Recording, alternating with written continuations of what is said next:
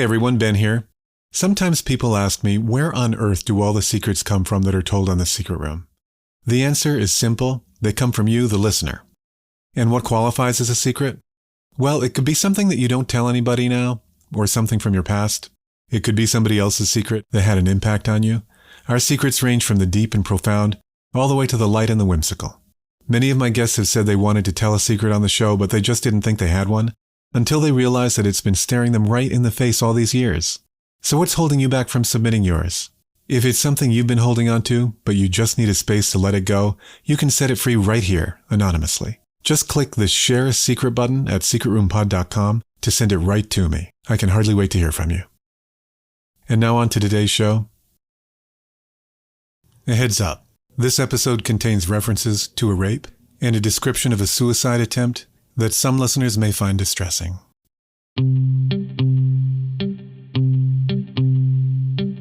You all remember Grace, the strong, fierce woman who at the young age of 15 survived a brutal rape by two men. Selflessly, for reasons she discussed, she shielded her family from it and didn't tell a soul. Grace told us about the struggles she faced in our previous episode, Moonlight Should Be Beautiful. The rape resulted in a pregnancy which she made the heartbreaking decision to terminate. Hi, Ben. My name is Grace and been debating for years whether or not I should share my secret. I think that I'm ready, but it's a hard story. I was raped when I was a teen, but now something's happened in my 30s that has given me second thoughts. A big part of me thinks this is my karma and my punishment. My secret's what I'm now facing as an adult. And now, as an adult, the past has come rushing back in the form of a medical diagnosis, forcing her to rethink that unbearable decision she made as a teen. We pick up with Grace where our last episode ended. Her best friend had taken her to the clinic, but a family emergency meant he couldn't stay, leaving Grace in the lurch. What was she going to do? Oh my gosh, so he left you at the clinic? Well, I told him it's okay. I said I'll figure it out. I had already been told that I could proceed with the abortion without having somebody vouch to take me home if I wasn't sedated, which means that I would have to feel absolutely everything. Oh my God. And so I chose to do that because I wanted to feel everything. You wanted to feel the pain? Yes. I think that I deserved it and that was my punishment. You did not deserve it. That I needed to feel it. You know now you did not deserve it, right? I do know, but I still think that I had to feel it because it was still a decision that I didn't really want to make. But I feel like I had to for my own sanity.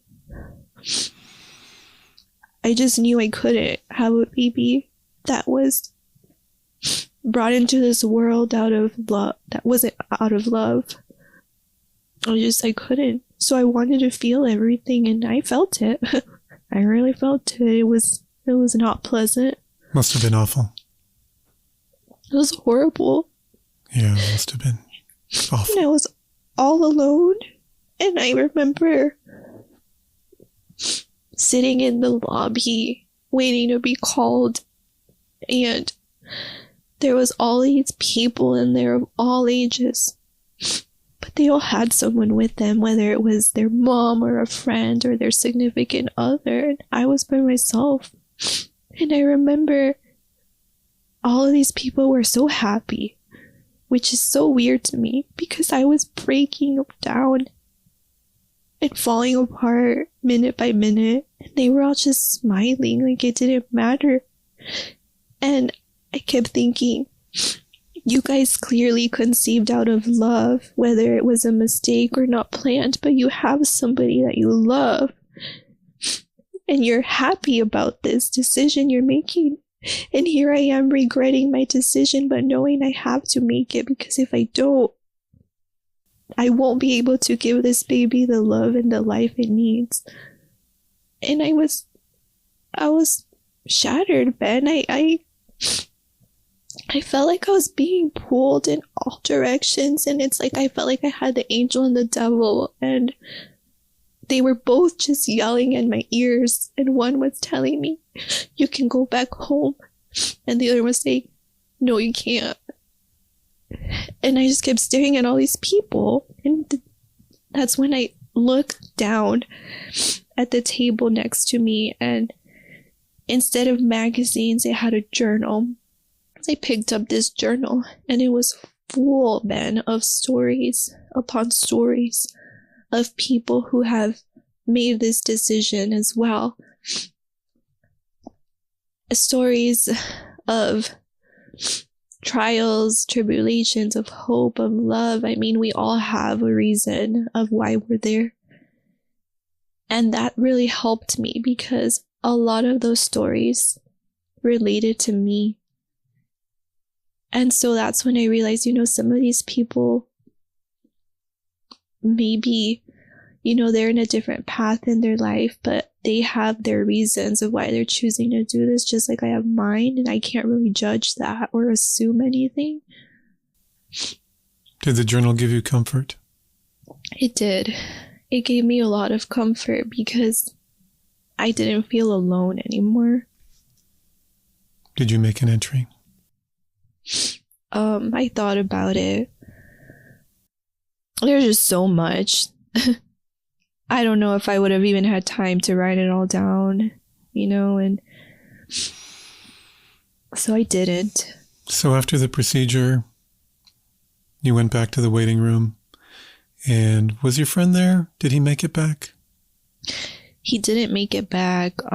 He actually had texted me that he wouldn't be able to, and I later let him know what my plan was. I didn't fully go into detail. I didn't want him to feel like he was a part in my pain. But I just said, no worries. I figured it out and I have a ride. And I did. I ended up calling a friend who lived in the area. Did your friend pick you up at the clinic? Yes. So did your friend know what you had done? No. So I actually walked.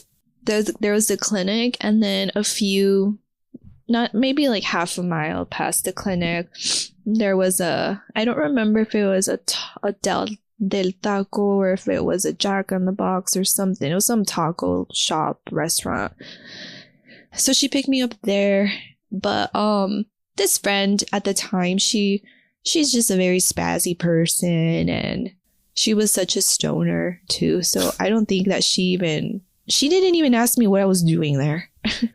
You were just getting some tacos. Yeah, I just said, I just need a ride back home.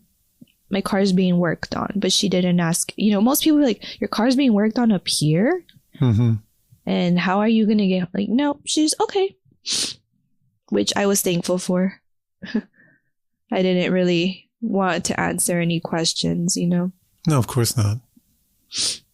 Yeah, but the following, I want to say, week to week and a half, there's just something about the abortion that I thought would have just given me instant relief. Mm-hmm. But it didn't, because for about a week and a half, I was severely bleeding still from the procedure, and just the worst pain and cramps and just everything. And it was just reliving it all over again because I knew why it was happening. Were you able to hide that? Yeah, because, growing up, my dad has 3 girls. So we've always been very open and honest about everything in my family as far as womanhood. Mm-hmm. So, good. And I've always been very clean. So I have my sisters with stuff, rolling things around to throw it away and stuff. But I wasn't trying to hide it simply because I'm like, they'll just think I'm on my period, which is probably what they just assumed. I mean, that's what it felt like. It was just heavier. I mean, I still had cramps and all that. It just lasted a little longer. Have you missed any school as a result of any of this? No. Amazing. Now, the twin went to another school. Right. Isaac went to your school? Yes. And the awful girl who dropped you off there and sped off, she went to your school? Yes. Did you see either of them at school? Oh, yeah, absolutely. So obviously when the rape had happened, that was a Saturday. So Sunday came and went. I had to go back to school Monday and see her. And I remember I confronted her, but I didn't tell her what happened. I remember I was angry and I just told her, why did you leave me there? Yeah, did you know who you were leaving me with? Yeah, she just shrugged and she said, what do you mean? And I was like, you left me there. Bullshit. Did you know? Yeah, I was like, did you know who was there? And she says, yeah, that was Isaac's house. So I don't think, Ben, that she knew the twin was there.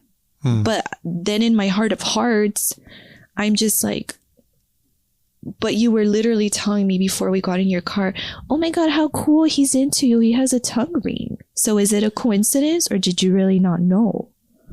Yeah, and she said that night that it was Frank's house.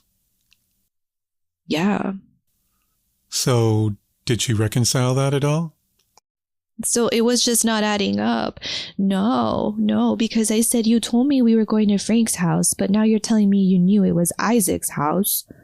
And then she said, well, yeah, I just thought Frank was there because they're friends, which they were.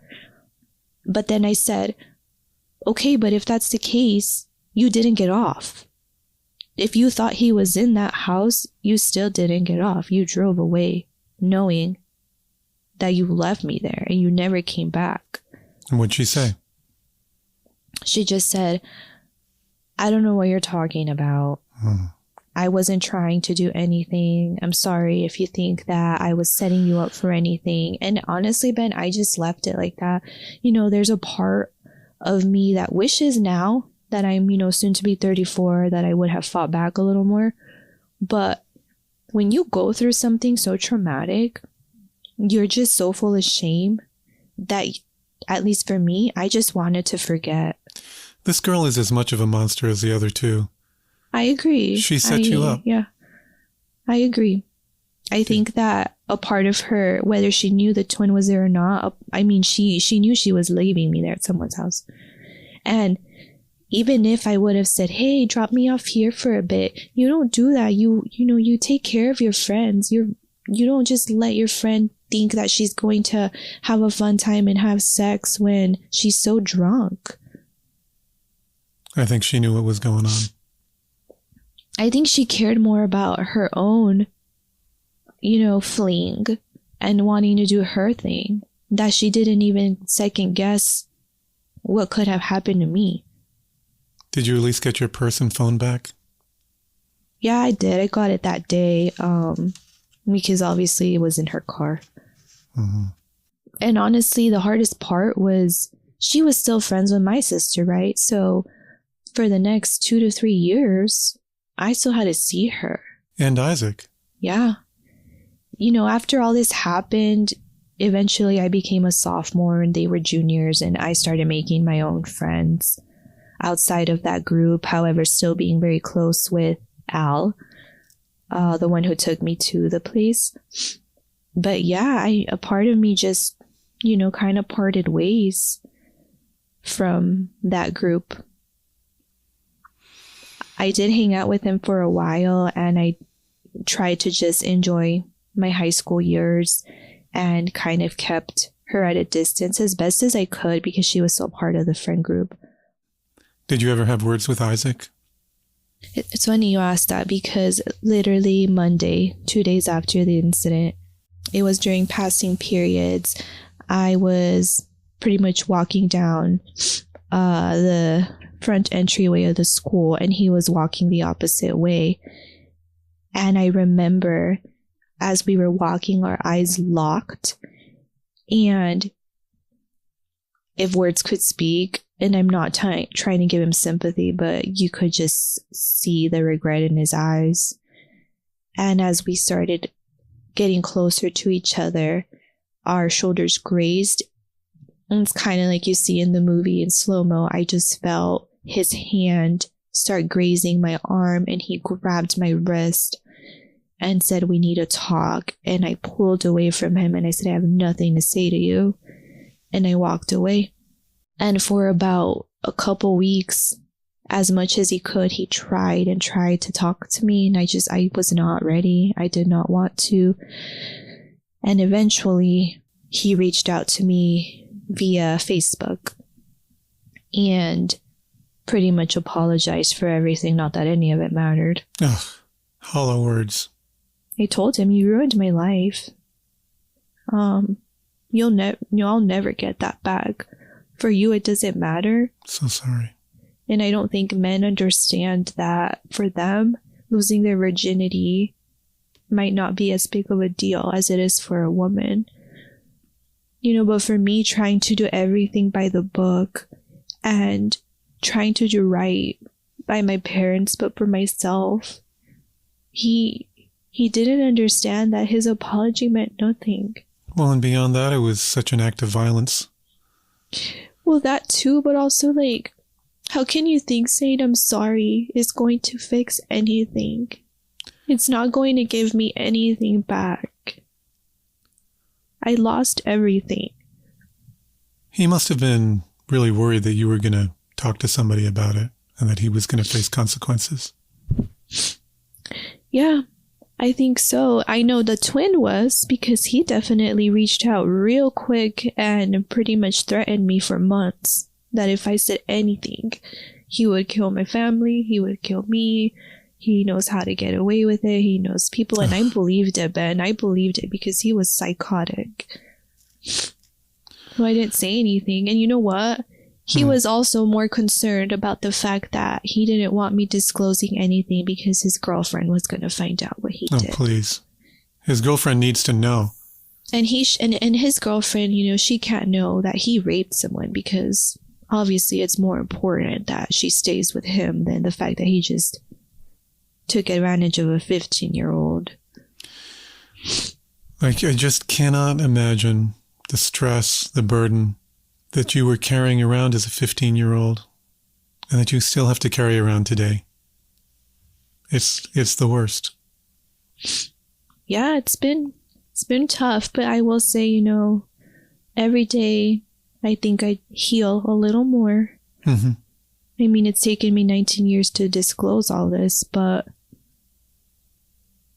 it's something very traumatic, so it takes time.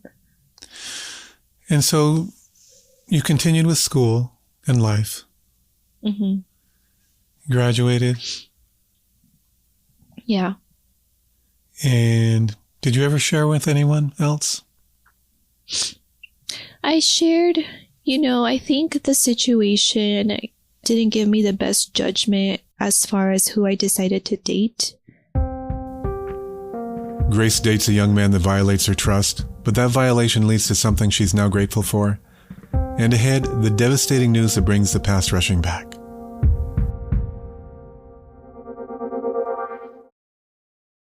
My phone is feeling a lot lighter these days, and no, I didn't get a new phone. I got new service, and I'm no longer tied down by big wireless and their big bills. That's right, I switched to Mint Mobile, and if you knew I was going to say that, it's because you've done it already, or you're thinking about it. With Mint Mobile, you get unlimited talk, text, and data, and fast and reliable coverage on the nation's largest 5G network, and an award-winning care team. I'm getting the same great service I had with Big Wireless, only at a fraction of the cost, and there's no catch. Just sign up and you can start saving today. I want to thank Mint Mobile for supporting The Secret Room. Make the switch at mintmobile.com/secret. Switching is easy. Just purchase a plan and activate using their app. You can keep your number and your phone. And you'll also be keeping a lot of your money because new customer plans start at just $15 a month. Ditch overpriced wireless with Mint Mobile. It is so easy. Sign up online and get 3 months of premium wireless service for $15 a month. Keep your number and keep your phone and keep your money where it belongs, in your pocket. To get your new wireless plan for just $15 a month, go to mintmobile.com/secret. That's mintmobile.com/secret. Cut your wireless bill to $15 a month at mintmobile.com/secret. That's it. There's no catch. $45 upfront payment is required. That's equivalent to $15 a month. New customers on first 3-month plan only. Speed slower above 40 gigabytes on unlimited plan. Additional taxes, fees, and restrictions apply. See Mint Mobile for details. Do not miss this deal. mintmobile.com/secret. Check the show notes. Lately, I'm not organized enough to be a meal prep person. But with Home Chef, my meals are on point every time. The meals are wildly impressive and so easy to make. I count on Home Chef weekly delivery to stock my fridge and take care of meal planning for me. I need food that is delicious and feels like it didn't come out of a bag of chicken sausages for the third time this week. The Indian-style chicken and lentils looks so good and cooks up in 15 to 20 minutes. That sounds like a big upgrade. Home Chef is perfect for busy schedules, whether you need a 30-minute meal, an oven-ready tray, or even a quick microwave lunch. Home Chef has you covered. And it is all prepped fresh with high-quality ingredients, so it's easy. But it always tastes as good as if you spent all day in the kitchen. I'm leaving the chicken sausages shoved in the bag in the back. It's covered. And people really love it. Home Chef is rated #1 by users of other meal kits for quality, convenience, value, taste, and recipe ease. For a limited time, Home Chef is offering you 50% off and free shipping for your first box, plus free dessert for life. Go to homechef.com/secret. That's homechef.com/secret for 50% off your first box and free dessert for life. homechef.com/secret. Must be an active subscriber to receive free dessert. Check the show notes.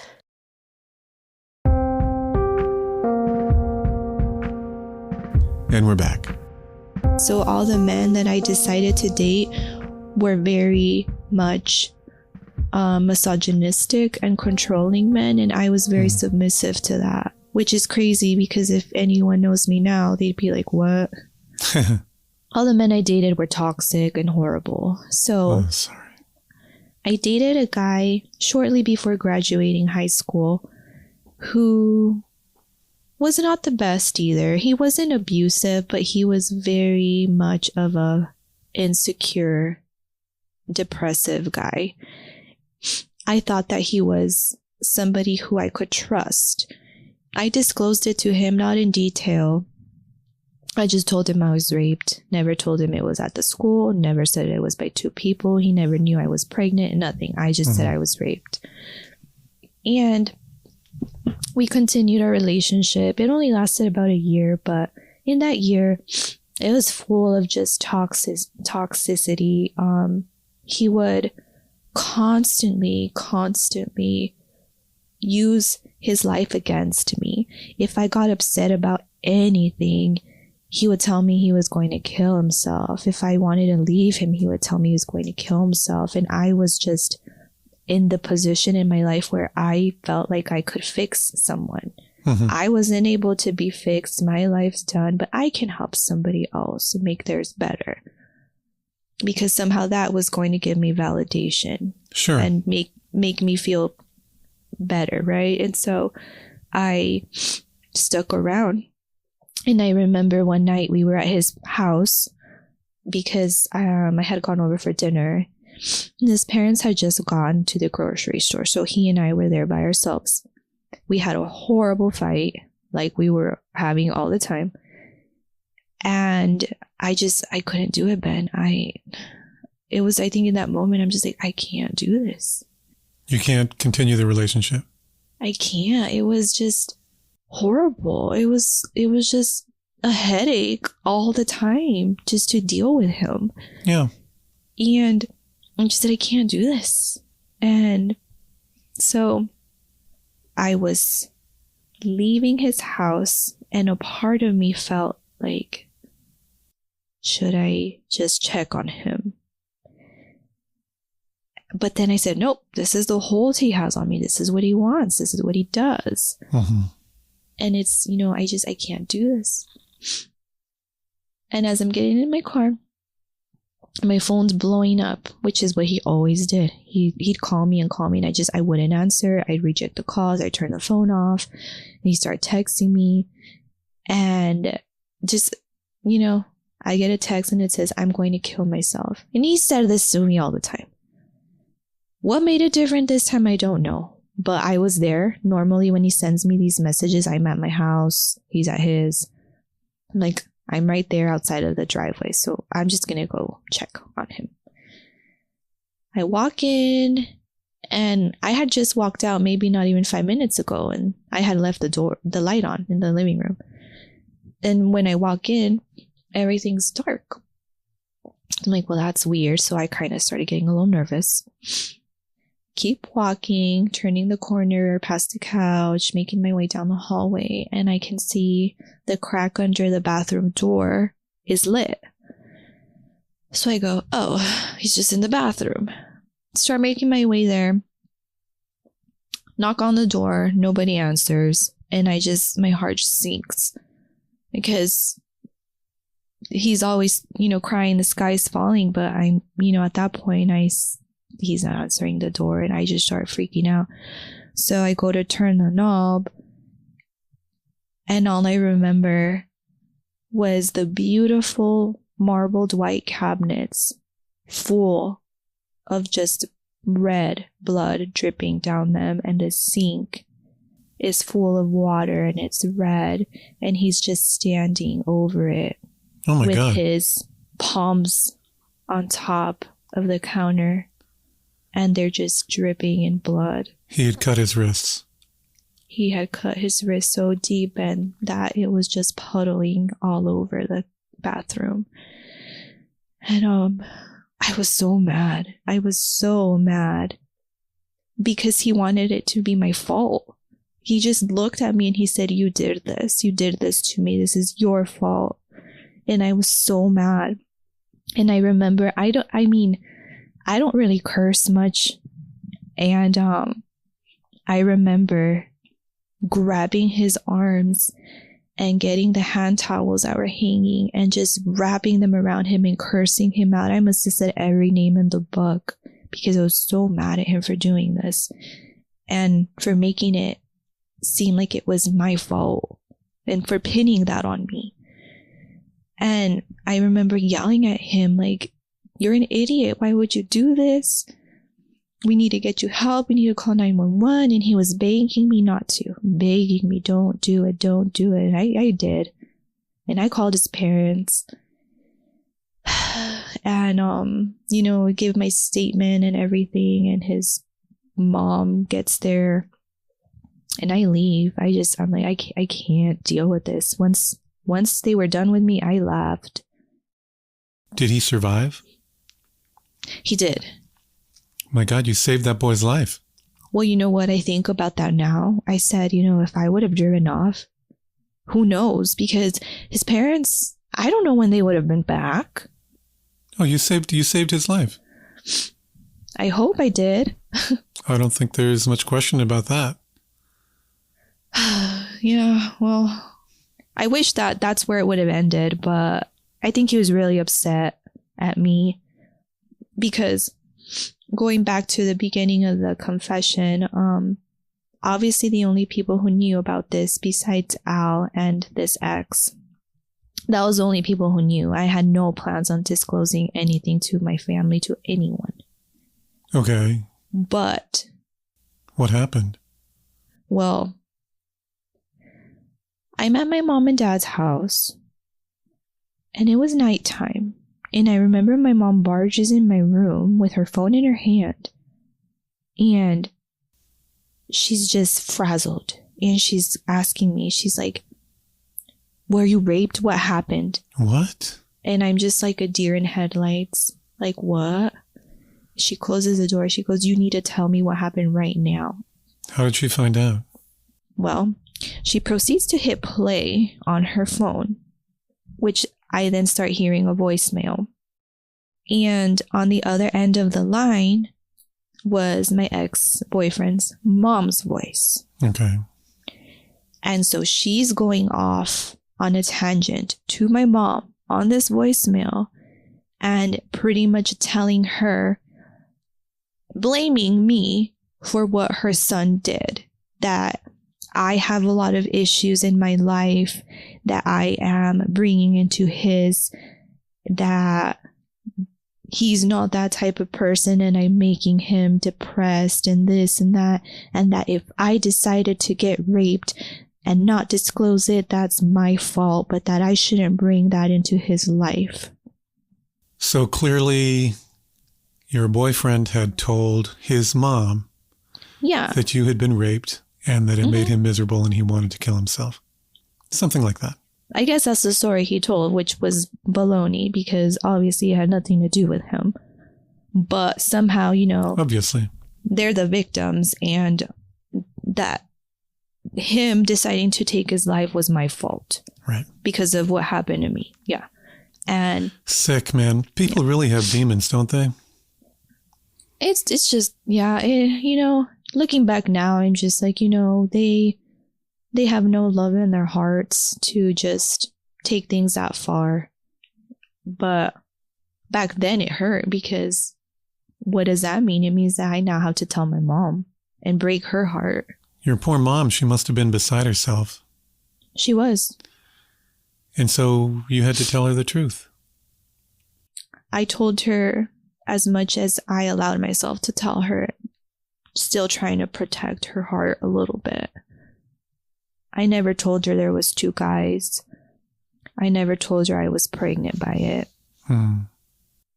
But I remember I felt horrible because I did ask her to never tell my dad.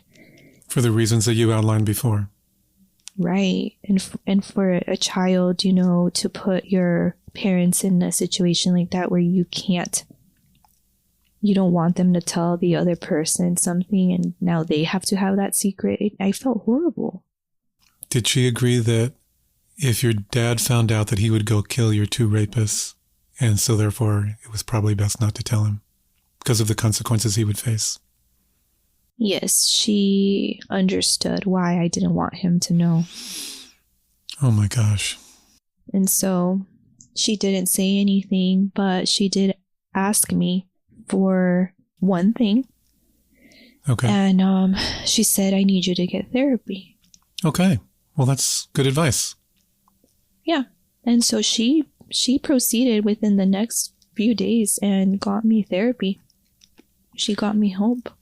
Did it feel good, Grace, that your mom knew, finally?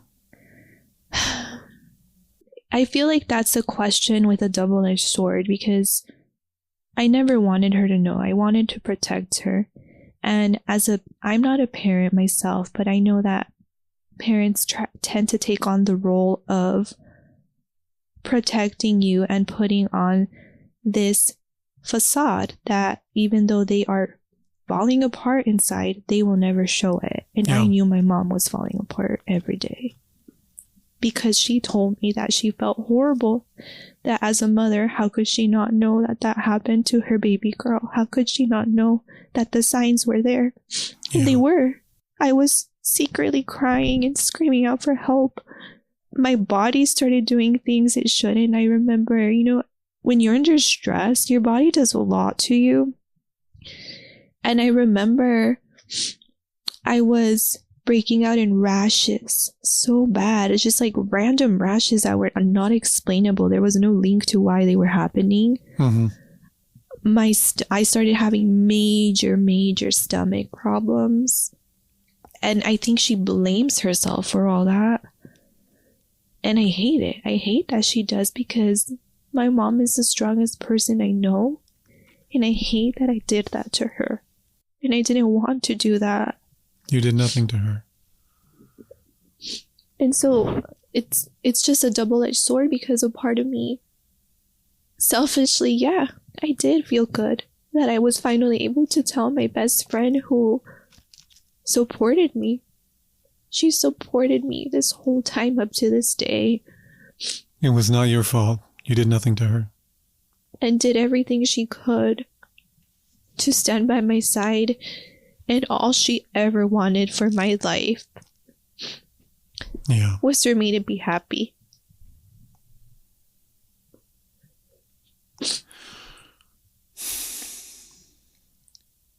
I think it's probably good that your mom found out. I think so too, because I probably would have never told her. So you got professional help? I did. How did that go? I went to therapy for a while. I want to say maybe a little over a year. I would have probably gone longer, but my therapist ended up getting married and moving away. I felt at ease.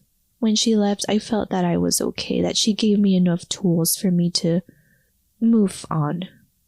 I will say that the one thing out of many things my mom has taught me is indirectly I have seen how strong she is mentally and physically, as she has been through the ends of the earth with her childhood. She went through a lot of horrible things, and she is the strongest woman I know. And that's something she taught me, is that I can admire that in her and be that.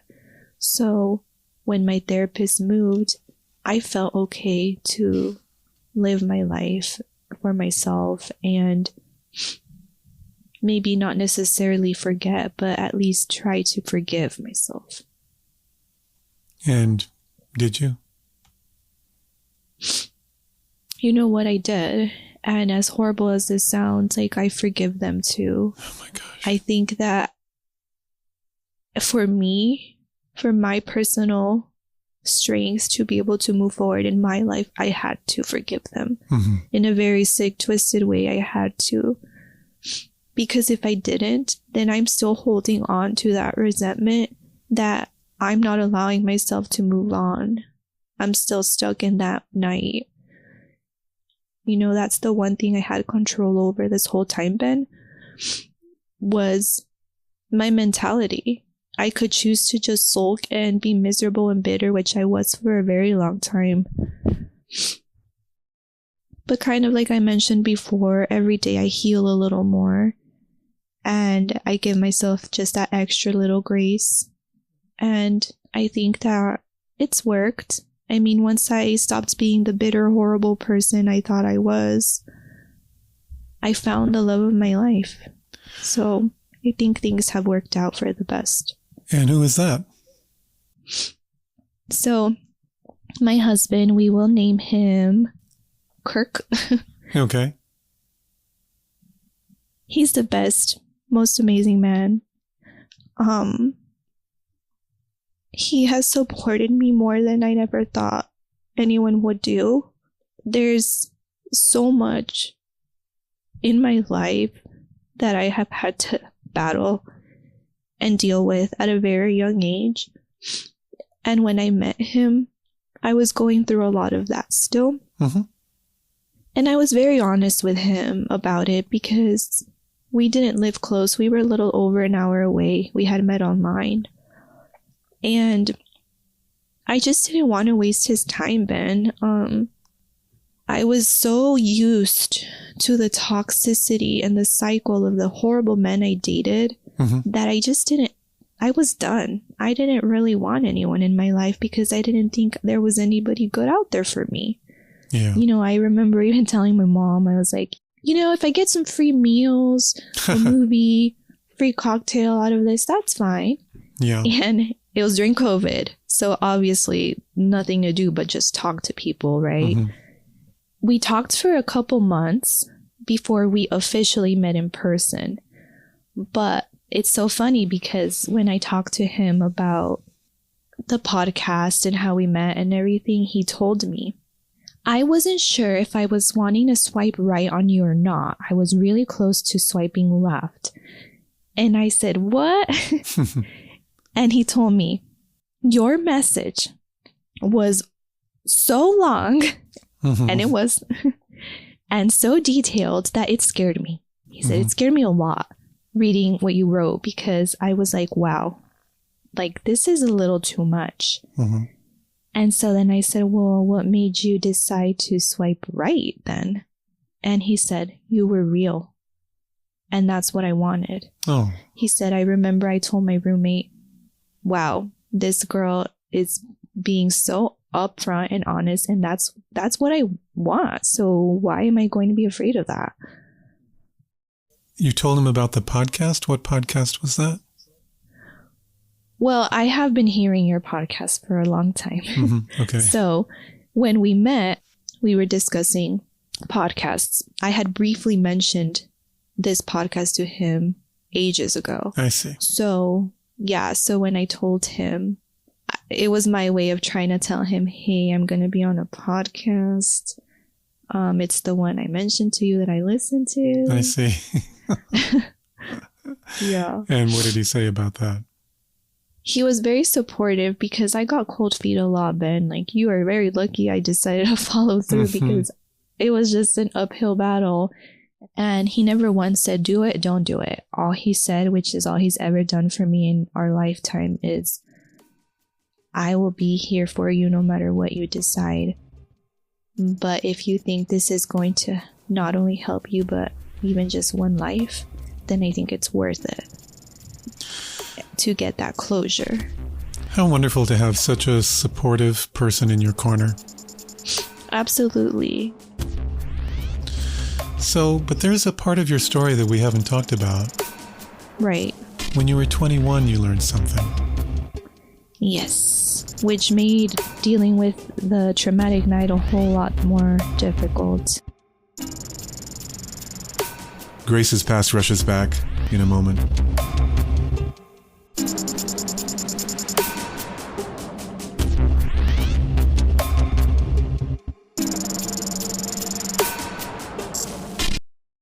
Thanks to HOMESERVE for sponsoring this episode. I love my house, but I do not love the upkeep and responsibility that comes along with it. A friend of mine is a big fan of outsourcing bothersome tasks, and HOMESERVE can be a great partner and give you peace of mind for the unavoidable problems that will crop up with your house. You protect your health, your car, and even your phone, but what about your home? It's probably your biggest investment, and when things go wrong, the cost can be more than you expected. And how do you find a contractor that you can trust? That's where HOMESERVE comes in. They've helped homeowners like you for over 20 years with a trusted national network of 2,600 local contractors. And when it's hair on fire with a repair you've got to fix, you will be glad to have HOMESERVE in your corner. Regular homeowners insurance usually doesn't cover a lot of the day-to-day wear and tear, like plumbing failures, your HVAC, or electrical issues. You're often on your own for those. HOMESERVE is like a subscription to your home. For as little as $4.99 a month, they have got your back. When you have a problem with something on your plan, just call their 24/7 hotline to start the repair process. I have a very unique situation with the way my washer-dryer is plumbed. And when I had a leak last year, I wish I had had HOMESERVE to outsource to. It would have saved me money and stress. Join the millions of customers who trust HOMESERVE for 50% less your first year. Go to homeserve.com/secret. That's homeserve.com/secret for 50% less. Savings compared to renewal price, void in Florida. homeserve.com/secret. Check the show notes.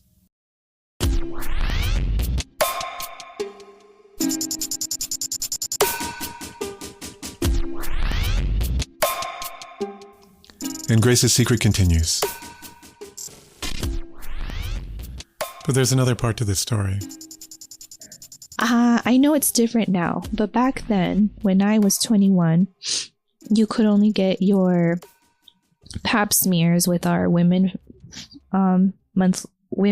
yearly checkups once a year, and you could only get them once you turned 21. So I turned 21 and I go get my pap smear thinking, yeah, like there's nothing wrong with me. And we all know the dreaded phone call voicemail that if something is wrong, they ask you to come back. If you're fine, they just don't bother calling. You just get a letter in the mail. Mm-hmm. Well, that's what the voicemail said. It said, we need you to come back to the office to discuss your results. Okay. I had no idea, Ben, what the pap smear was even for, to be honest. I mean, that's how naive I still was. Yeah, it's a procedure to look for cervical cancer. Yeah. And they can do a test at the same time to search for HPV. Yeah.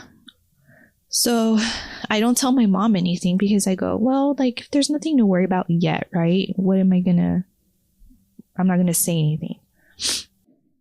And when I go back, I'm pretty much told that I have HPV, which for most women clears on its own.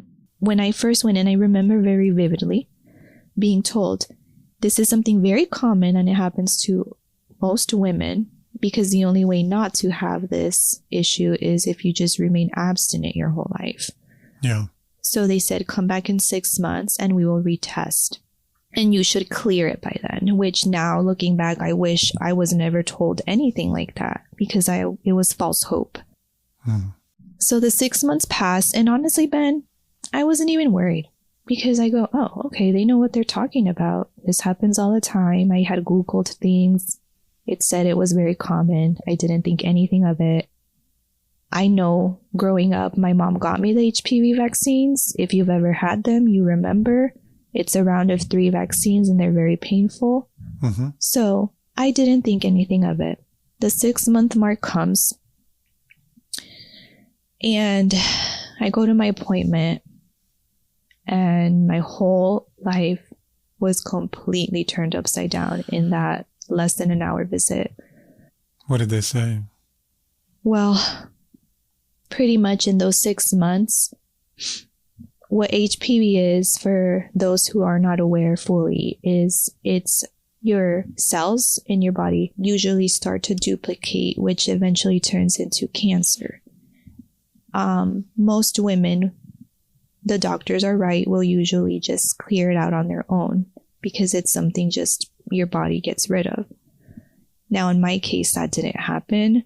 In those 6 months, what ended up happening is these cells duplicated so much that I was at mid-grade squamous cells. So they were pretty bad. So you had cervical cancer? Yeah. I was diagnosed at 21 with cervical cancer. Did this impact your ability to have children? At the time, I wasn't told it would affect me having children. It was still early on, even though it was pretty bad to begin with. I was never told you will never have kids. I was told that was a possibility.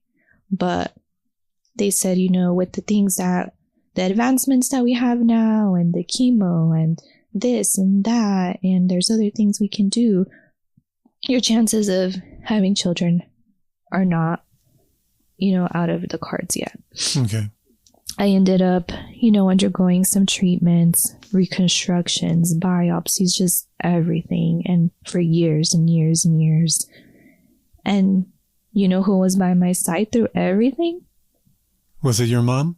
It was my mom. Of course. She sat with me through every single appointment. She held my hand. She let me practically break her fingers off and scratch her apart because some of these procedures hurt. Oh, gosh. She was with me through everything. She felt my pain probably worse than I did. She wanted to be there for her daughter. Absolutely. And she was in every way. The thing with cancer is it can be dormant in your body for a while, even though you still have it. And that's what happened when I was, I want to say 22 or 23.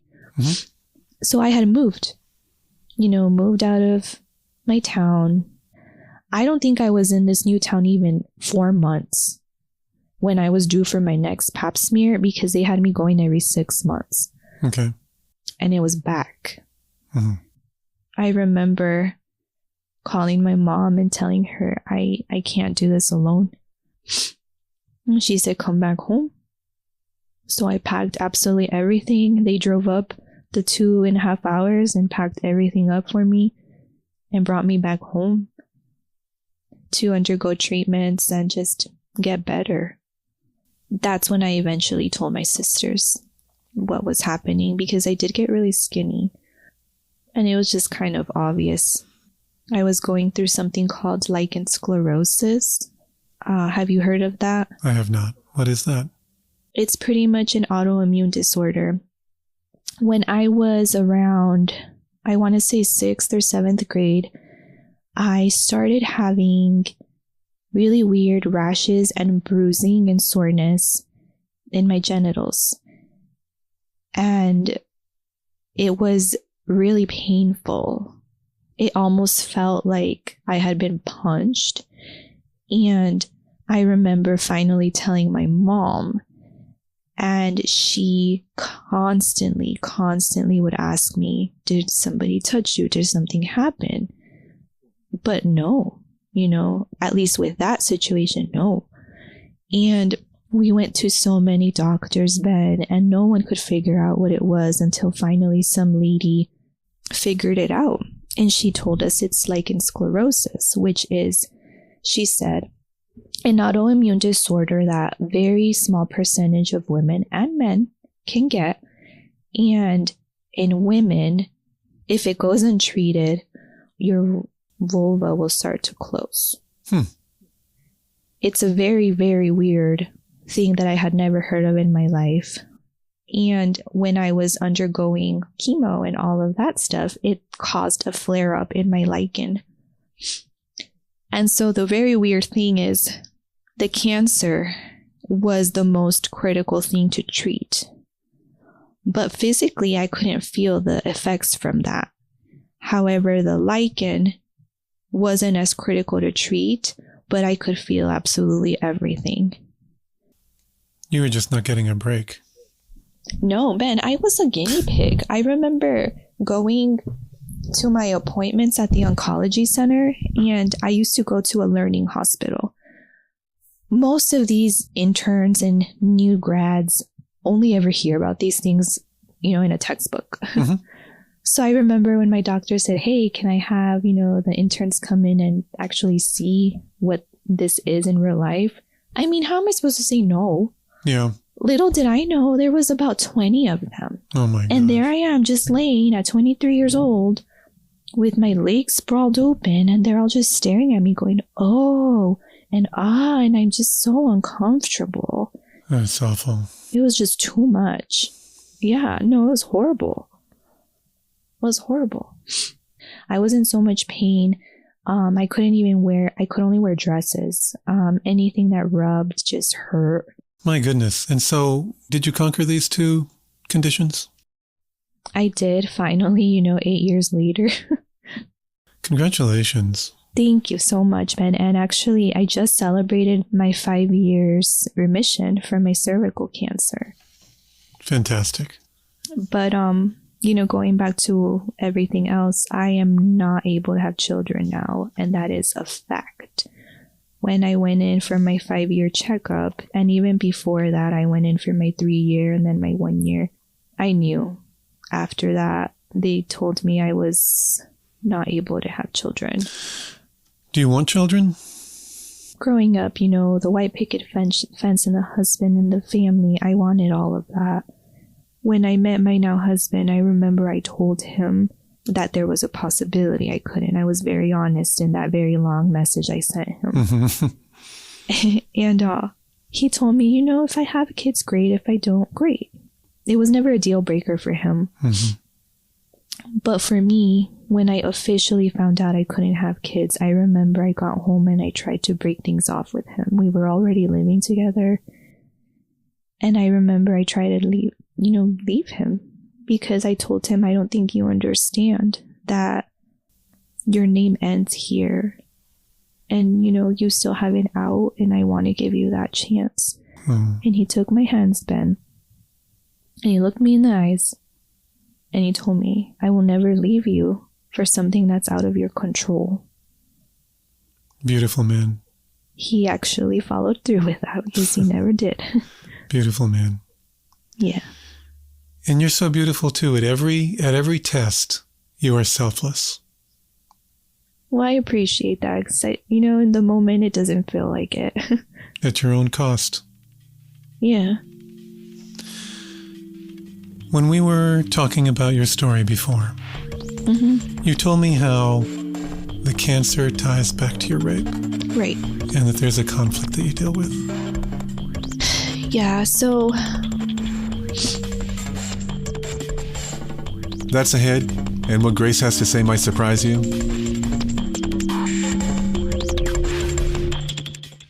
Losing weight is one thing, but keeping it off, that's where it can get really frustrating. And that's why Weight Loss by Hers now offers access to the FDA-approved Wegovy pill and the FDA-approved Wegovy pen. Wegovy is designed to help you lose weight and keep it off. So if you've been struggling with your weight loss journey, it's time to find the best option that works for you through Hers. Hers makes finding the right treatment options so easy. Everything is available online so you can avoid the hassle of taking time off from your busy schedule to visit a doctor's office. You'll connect with a licensed provider who will determine if treatment is right for you. If prescribed, your medication is delivered right to your door. I had hit a plateau for a really long time, but with some adjustments to my medication and my provider giving me some options, I am now down an additional 7 pounds, and things are on the move again. With hers, you get unlimited dosage changes so you can work to achieve your goals. Ready to reach your goals? Visit forhers.com/secret to get personalized, affordable care that gets you. That's forhers.com/secret. forhers.com/secret. Weight loss by Hers is not available in all 50 states. Wegovy is the registered trademark of Novo Nordisk AS. To get started and learn more, including important safety information, Wegovy clinical study information, and restrictions, visit forhers.com. Check the show notes.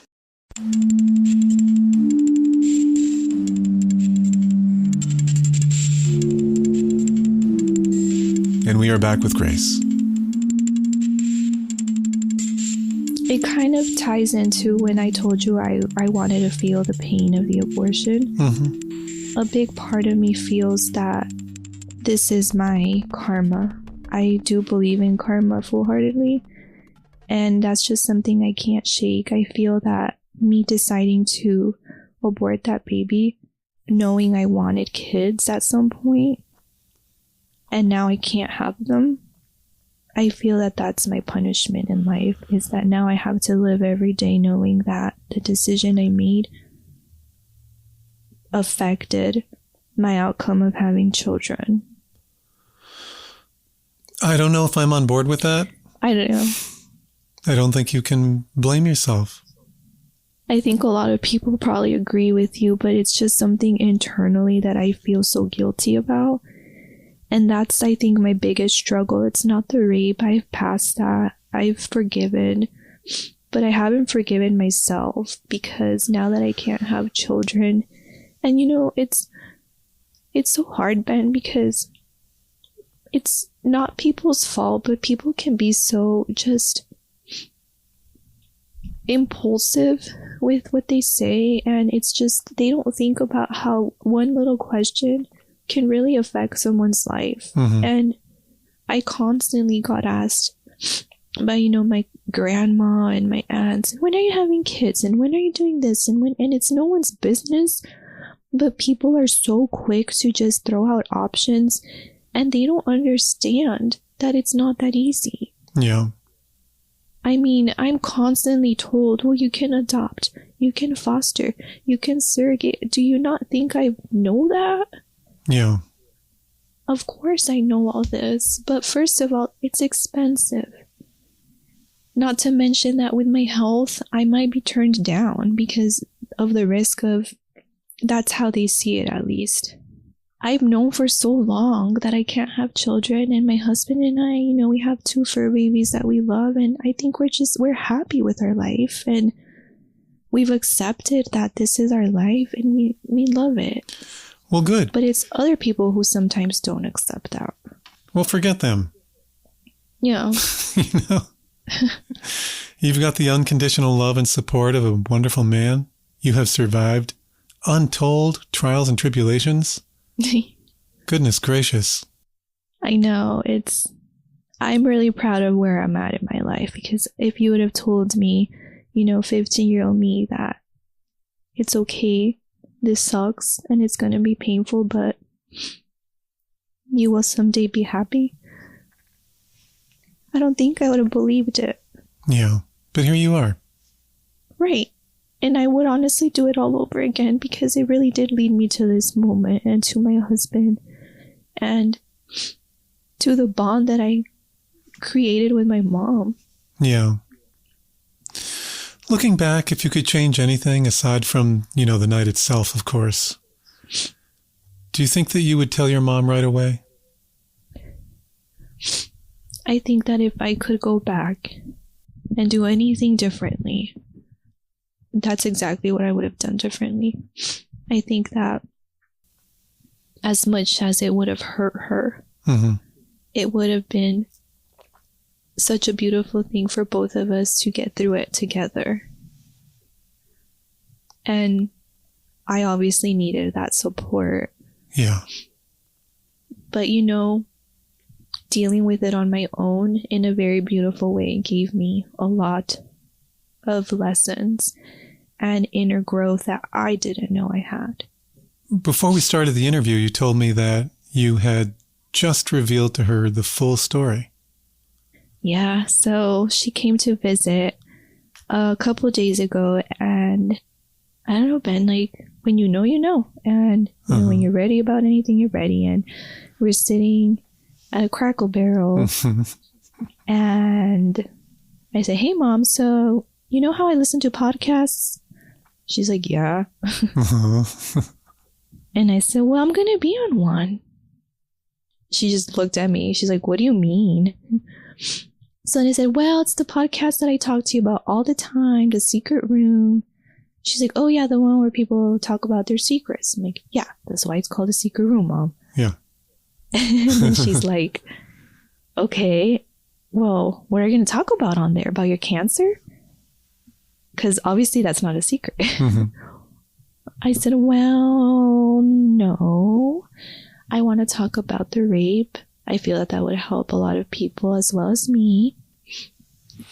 And then she's like, yeah, I agree. And I said, and how I feel guilty from the rape because of something else. And she's like, I know what you're talking about. I'm not stupid. I'm a mom.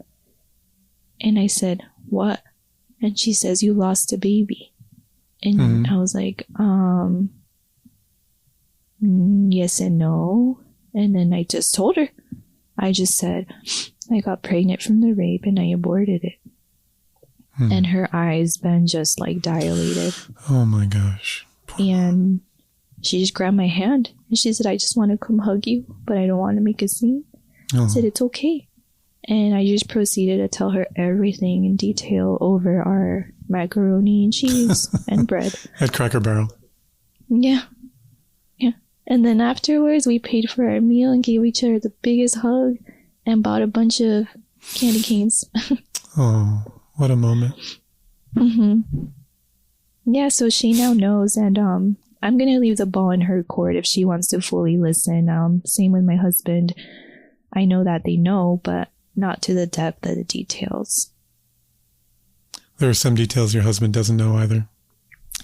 He knows the extent, but I don't know if he'd really want to hear, there's a man's body on top of me and what he's doing. What a story. Goodness gracious. And your father still doesn't know? No, and he never will. I don't ever want him to know. This is going to go, to my deathbed, and without him knowing, I think that it's for the best. I love my dad, and he is a very strong person, but I don't know. I just don't want to do that to him. In the comments you read on social media, I'd like to point out one comment that somebody made. That might be consoling for you. If you had not aborted, maybe the baby would have had the father's bad traits. Yeah, and you know what? I never thought about that, Ben. I remember when my husband and I were reading the comments, we were probably reading them around the same speed because we were scrolling up at the same, time. And I remember I just looked at him and he looked at me, and it was just an unknown recognition between us without saying words. And when I read that comment, there's just things other people can say that really do bring you inner peace that you never think about. I mean, it's been 19 years and I never once thought, oh yeah, the baby would have the traits. I always just thought it will resemble them and it'll be a reminder. But you're right. What if it did have the traits? What if it was twin one and had all this aggression in it? Yeah. That definitely gave me a lot of insight. Well, you received nothing but support, and for good reason. I don't think you should have any regrets. Yeah. Like I said, every day it gets a little easier. And now I feel that I started off the year with a marriage and a lot of wonderful blessings. And I wanted to do this podcast to put this chapter behind me and just move forward. I'll never forget, but it'll always be a part of me in some way. However, putting it past me and just allowing myself to continue to just grow and learn and heal. Mm-hmm. I think that's what I need to do. And in order to do that, I feel I had to really disclose it. It will also help other people, I would hope, maybe a younger version of me out there who is struggling too. And maybe she'll take my advice and tell somebody instead of keeping it to herself for almost 20 years. Goodness. Well, it seems to me like you have come full circle and you're in a really, really great space. I know life will never be perfect for you because of this, but I'm glad you are where you are. Yeah, I am too, Ben. I've had a good life. You are nothing short of amazing, and I'm so glad that you're at a point where you know you didn't deserve any of this, and I'm glad that you have the love of a good man, and that you have fur babies in your life and great parents. Yeah, and 2 little turtles. And 2 little turtles. Great. Yeah, life may not be what you saw for yourself, but would you say that things have, despite everything, mostly worked out? Absolutely. And you know what? I think the only reason that is that way is because I allowed myself to feel those feelings, but I didn't let it consume me. And I think that's something I really need to reiterate, because I know that a lot of people out there struggle on the daily with their own battles and their own demons. And it's very easy for us to get consumed by these situations and think that there's no coming out of it. There's no light at the end of that tunnel, but there is. And it starts with you. And unless you pull yourself together, I mean, no one can do it for you. You will never get out of it. And I think it's important for us to forgive ourselves. We're human and we're going to make mistakes, but that's a part of life, right? Yeah. Well, you're an inspiration, Grace. And I just want to thank you so much for sharing your story. Well, I want to thank you for letting me share it, Ben, because you have no idea how much your platform has helped me as now not only a listener, but obviously as now the person on the other side telling the story. It is so helpful to have an outlet, especially coming from someone who never had that. In my school, resources were so limited. Well, I'm so glad, and that means the world to me. Yeah, I appreciate it, Ben. I appreciate you. Thank you again. Thank you. And with that, Grace has set her secret free. We leave Grace at peace with her past, as much as she can be, and perhaps, more importantly, surrounded by love.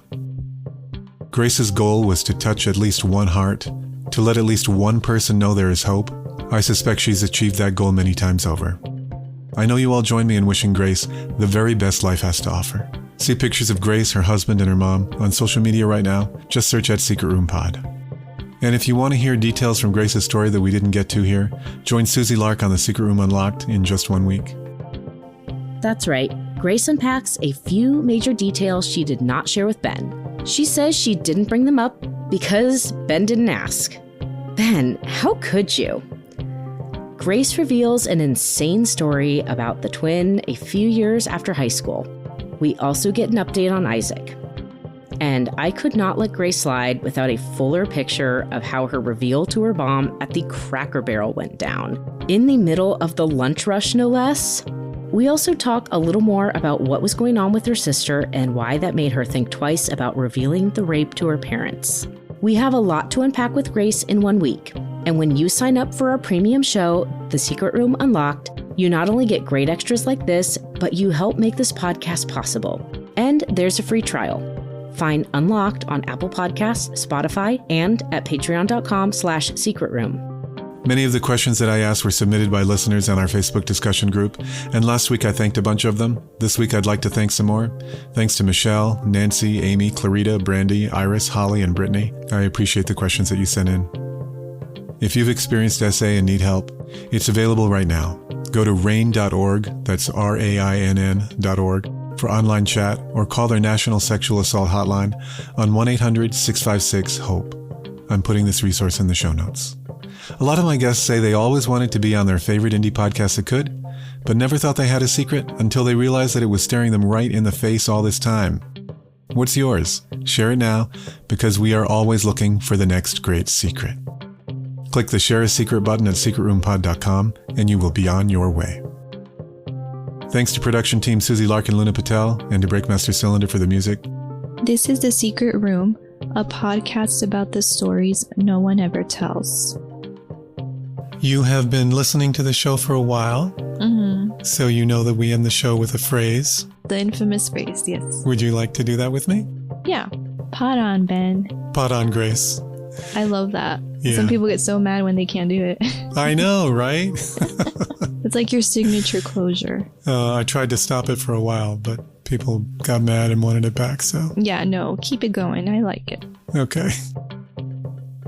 See you back here in 2 short weeks for another amazing secret. I'm Ben Ham.